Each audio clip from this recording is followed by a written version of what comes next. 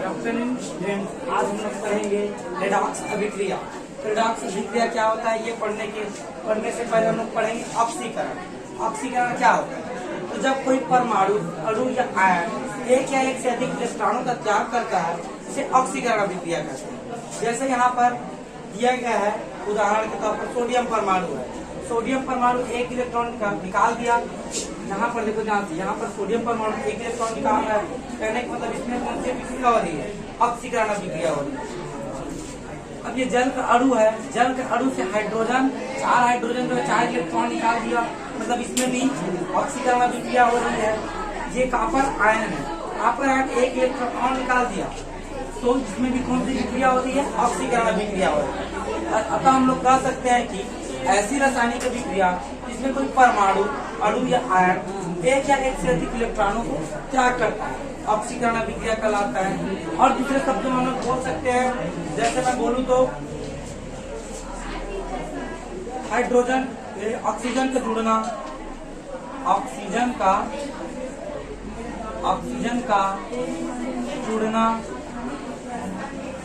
का जुड़ना भी ऑक्सीकरण अभिक्रिया है। जैसे ऑक्सीजन का जुड़ना ऑक्सीकरण अभिक्रिया होता है, वैसे और 2-4 स्टेप है जिसको मैं बता रहा हूँ। तो पहले ये देख लेते हैं। तो जब कोई परमाणु, अणु या आयन एक या एक से अधिक इलेक्ट्रॉनों का त्याग करता है उस अभिक्रिया को ऑक्सीकरण अभिक्रिया कहते हैं। जैसे सोडियम परमाणु इलेक्ट्रॉन निकाल रहा है, जल के अणु में हाइड्रोजन इलेक्ट्रॉन निकाल रहा है और कॉपर आयन में कॉपर ही इलेक्ट्रॉन निकाल रहा है। तो कोई परमाणु भी हो सकता है, अणु भी हो सकता है, आयन भी हो सकता है, जो इलेक्ट्रॉन को क्या करता है? निकालता है। तो उस अभिक्रिया को बोलेंगे ऑक्सीकरण अभिक्रिया। अब दूसरा देखते हैं, कहने का मतलब इसी का थोड़ा प्रकार बता रहा हूँ कि और किस प्रकार हम लोग देख सकते हैं। अब ऑक्सीकरण अभिक्रिया को हम किस प्रकार से देख सकते हैं कि अगर कोई अभिक्रिया है जिसमें ऑक्सीजन जुड़ रहा है कोई किसी दूसरे तत्व से, मतलब उस अभिक्रिया में वह अभिक्रिया ऑक्सीकरण अभिक्रिया कहलाएगा। तो कहने का मतलब ये है, ऑक्सीजन का जुड़ना ऑक्सीकरण अभिक्रिया कहलाता है। अगर किसी अभिक्रिया में कोई यौगिक से हाइड्रोजन अलग हो रहा है तो वहाँ पर कौन सी अभिक्रिया हो रही है?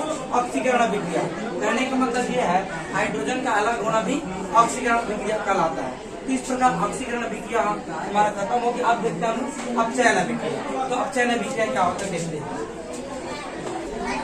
अब हम लोग पढ़ते हैं अपचयन। तो अपचयन क्या होता है? तो अपचयन ऐसी अभिक्रिया होती है जिसमें कोई परमाणु, अणु या आयन एक या एक से अधिक इलेक्ट्रॉनों को ग्रहण करता है। इस अभिक्रिया को अपचयन अभिक्रिया कहते हैं। तो सोडियम परमाणु एक इलेक्ट्रॉन ग्रहण कर रहा है, मतलब इसमें अपचयन अभिक्रिया हो रही है। यहाँ पर ये जो जल का अणु है इसमें भी इलेक्ट्रॉन को ग्रहण हो रहा है, मतलब इसमें भी अपचयन अभिक्रिया हो रहा है। कॉपर आयन इलेक्ट्रॉन को ग्रहण कर रहा है, मतलब इसमें भी अपचयन हो रहा है। तो कहने का मतलब ये है कि ऐसी अभिक्रिया जिसमें कोई परमाणु, अणु या आयन एक या एक से अधिक इलेक्ट्रॉनों को ग्रहण करता है, इस अभिक्रिया को अपचयन अभिक्रिया कहते हैं। अब इसको थोड़ा और दूसरे तरीके से देखना चाहे तो देखते हैं।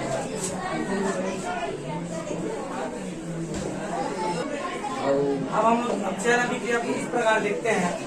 अगर कोई अभिक्रिया है जिसमें हाइड्रोजन का दूसरे तत्व से क्या हो रहा है? जुड़ रहा है, मतलब हाइड्रोजन जो है दूसरे तत्व से जुड़ रहा है, मतलब उसमें कौन सी अभिक्रिया हो रही है? अपचयन अभिक्रिया हो रही है। अगर कोई यौगिक है उससे क्या निकलता है? ऑक्सीजन निकलता है, मतलब उसमें अपचयन अभिक्रिया हो रही है, मतलब ऑक्सीजन का निकलना भी अपचयन अभिक्रिया कहलाता है। अभी जस्ट बताया हूँ इलेक्ट्रॉन का जुड़ना भी अपचयन अभिक्रिया कहलाता है। अब हमारा अपचयन अभिक्रिया खत्म होता है। अब हम देखते हैं रेडॉक्स अभिक्रिया के बारे में। तो ऐसी अभिक्रिया जिसमें ऑक्सीकरण और अपचयन दोनों साथ साथ होती है रेडॉक्स अभिक्रिया कहलाती है।